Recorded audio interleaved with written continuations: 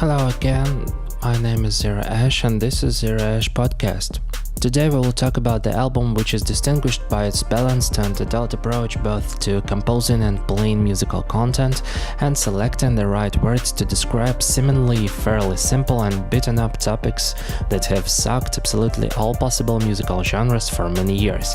To be honest, I didn't want to listen to this album with particular enthusiasm because I always have a biased attitude towards solo albums of artists that I have never listened to.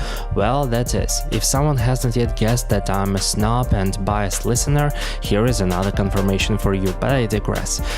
In general, it turns out that the album is more than worthy of any attention of the modern listener, since it not only sounds pleasantly, melodiously and emotionally balanced, but it also contains a very good sense of content, in spite of some of my remarks, without which it also did not go.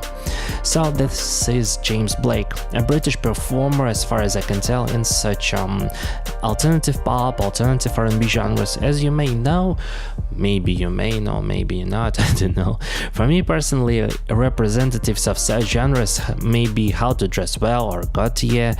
They have about the same combination of electronic, synth, acoustic instrumental and a very expressive voice which sings like ornate text about love, relationships and various everyday situations, giving them, like describing them, delivering them, whatever, quite elegantly.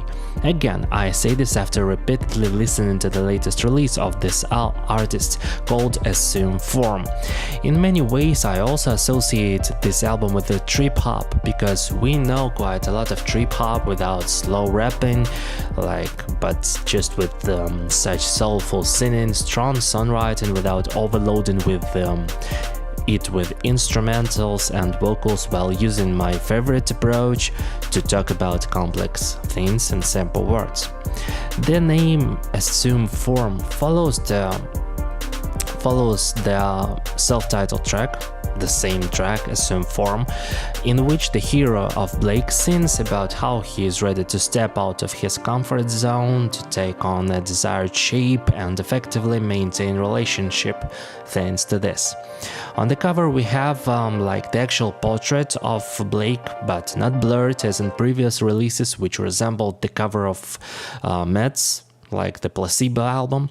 This time the face of Blake is in clear perspective, which means that it can be assumed that this album will present the maximum of emotionally intimate and deep meanings. I don't know how to say better, but sorry. As a result, the only track that does not describe personal impressions and emotional connections in various romantic relationships is the final track, Lullaby, for My Insomniac, which is a kind of a lullaby for someone who cannot sleep, this is what says Blake about it. Although, if you take it all for good, then even this track can be brought to the concept of relationships and various forms of love. What I like in the text of this release is its balance, as I said in the beginning. There is no unnecessary frankness and directness in emotions. There is no vulgarity in in sexual motives.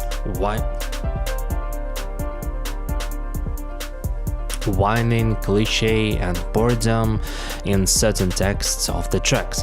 Here almost any track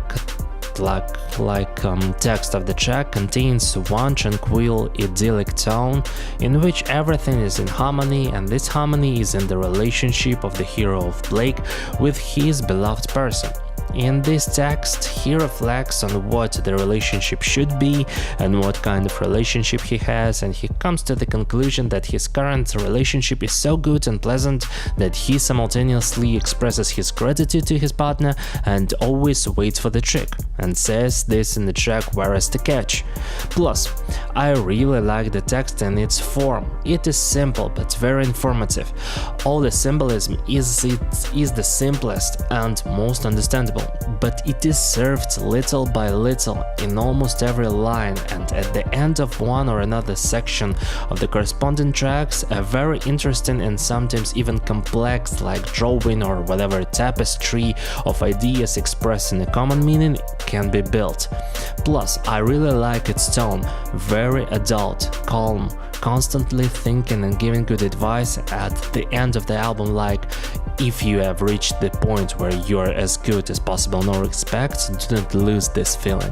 That is, yes, the text is more than meaningful, although at my first listening and at first whatever, it seems like that it presents everything using the approach of I see something, I sing about it, like it's too obvious from the first side, but it is much deeper if you stick with it for longer than one time. From a musical point of view, I still had a few issues with it because I am such a mess, you know that. I really like Blake's vocals, and as I understand it, he always sings like if he is about to fall, like crying. Do not misunderstand, in most cases his vocals work great when the mood corresponds,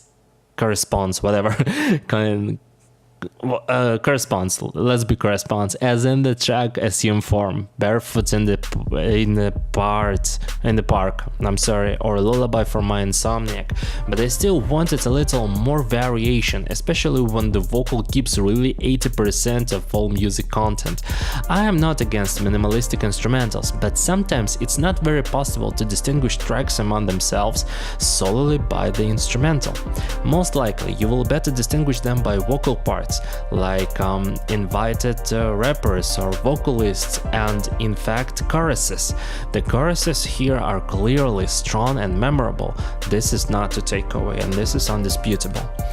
The features, like the featured vocals and the invited vocal parts, contributed to the album's diversity, and this is already good, because for the first time for me, Travis Scott didn't sound boring, and his part in the Mile High track was really well written. There was a good rap and performance from Andre 3000, but Rosalia was the best to cope with her task in the track Barefoot in the Park, because her Spanish language parts were performed in a trembling voice very, very emotionally and expressively. Generally, from purely musical perspective, the album takes the listener's hand from the first track and plunges into such a calm, pleasant and harmonious stream of relaxation that I myself have not been always able to discern where exactly what sounded, which was in some way quite good, but I didn't have enough expression in tracks, expressiveness, if to be honest and to be exact, to distinguish them among all others. That is, we have a sensible but sometimes repetitive vocal, which is not always relevant, and we have sensibly supporting instrumentals, which were not always given a place to take the fore and to open up to the fullest.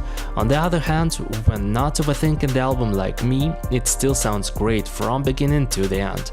In any case, I would recommend this album to the lovers of trip-hop, indie music, alternative pop, alternative R&B, and related genres, because it really has a healthy amount of relaxation in sound and really sensible, decent and deep content in the lyrics. That's why I'd rate it 4 out of 5. So, that's it for now. Thanks for listening. If you like this podcast, please give it a like, and if you're here for the first time, please consider subscribing. Leave a comment about whether you listened to this album or not, whether you liked it or not, and about what should I review next in my future podcast. So, that's it for now. As I have said, this was Zero Ash Podcast, and you'll hear me next time. Goodbye.